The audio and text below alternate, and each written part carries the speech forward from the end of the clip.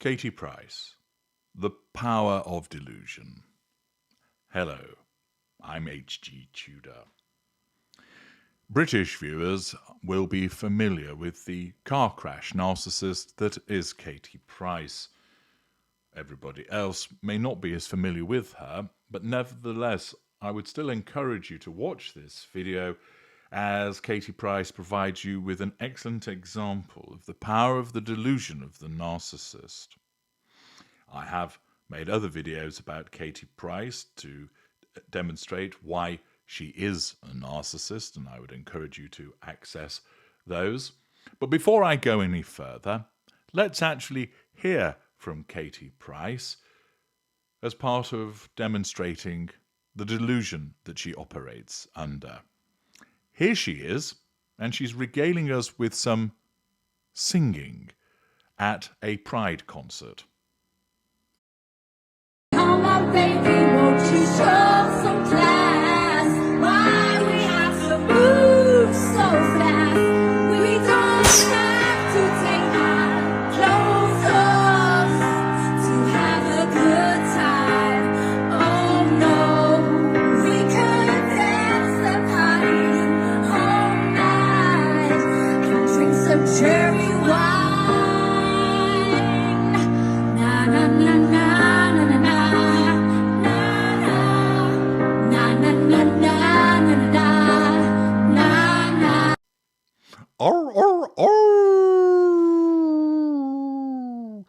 Undoubtedly, if you've got any dogs near you, they'll be howling in protest at that caterwauling that we've just heard.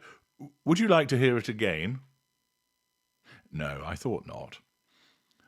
There is Katie Price. Ironically, although it will be completely lost on her, singing the song "We Don't Need to Take Our Clothes Off to Have a Good Time."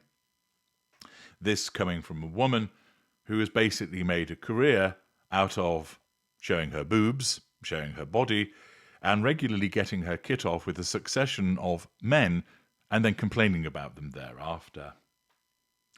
As you can see, she's prowling about the stage, wearing a comparatively skimpy outfit, showing off her backside and legs, whilst she wails into a microphone. The accompanying piano was suitably loud enough to drown out the booing and laughter. But first of all, you would ask yourself, why? Yes, why? Given the fact that you can't sing, and it's quite clear that she can't, because listening to that is the evidence that supports this, and I'd point out also she does have previous form in that regard. She once sang a duet with Peter Andre in relation to, I think, an Aladdin song, which further demonstrated that she can't sing. But given the fact that you can't sing, and it's demonstrably so, why on earth would you get up on a stage in front of hundreds, maybe thousands of people and subject yourself to the humiliation of singing like that? In some instances, it might be argued that somebody doesn't care. They simply don't care.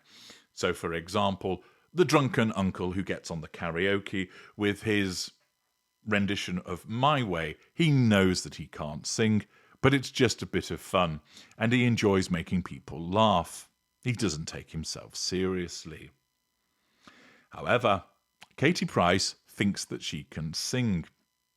If she didn't, why would she be on the stage?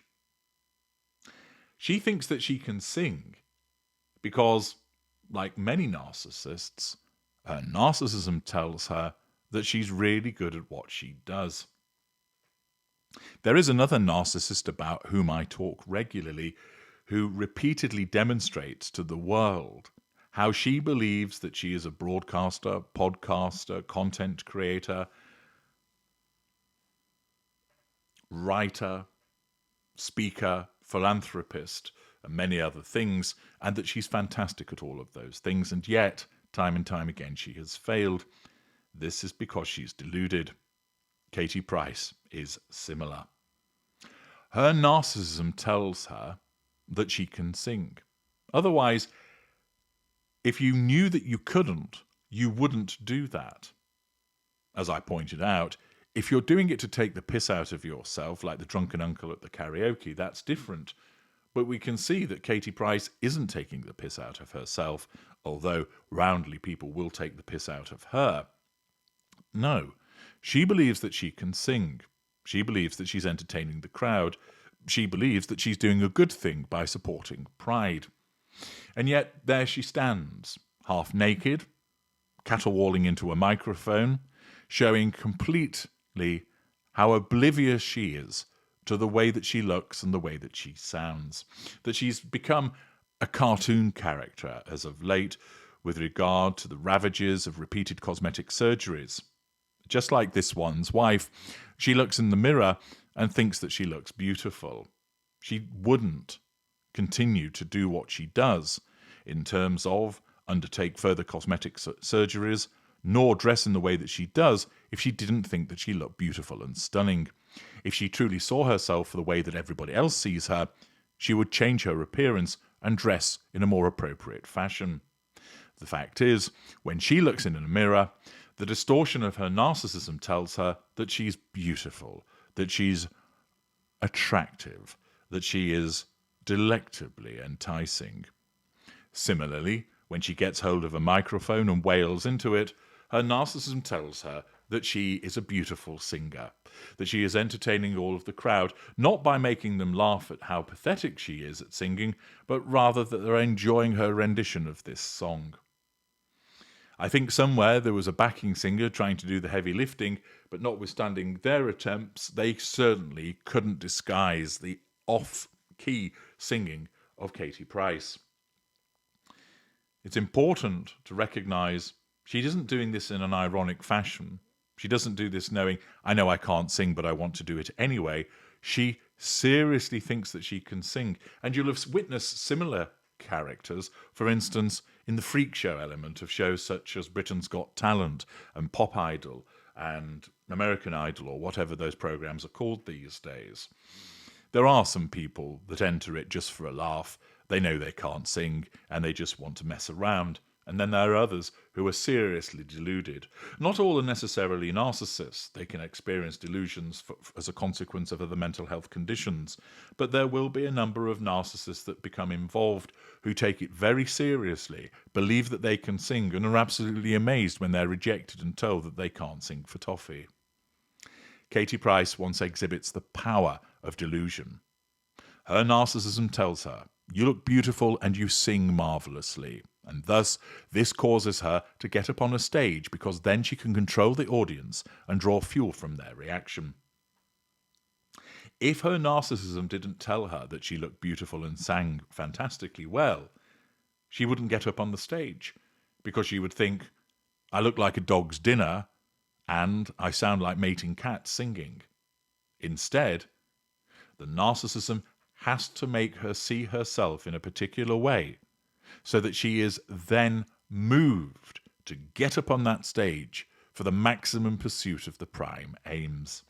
And the outcome is collateral consequences, as it invariably is with lesser and mid-range narcissists, where rather than creating a beautiful moment with marvellous singing, she becomes a figure of ridicule once again, people remarking on what she's wearing, the way that she looks, and, of course, how awful she sounds. It backfires. But remember, as a narcissist, for her, it's all fuel, it's all attention, and that is what is driving her to behave the way that she does.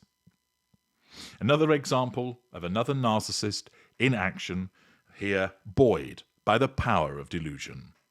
I'm H.G. Tudor. Thank you for watching.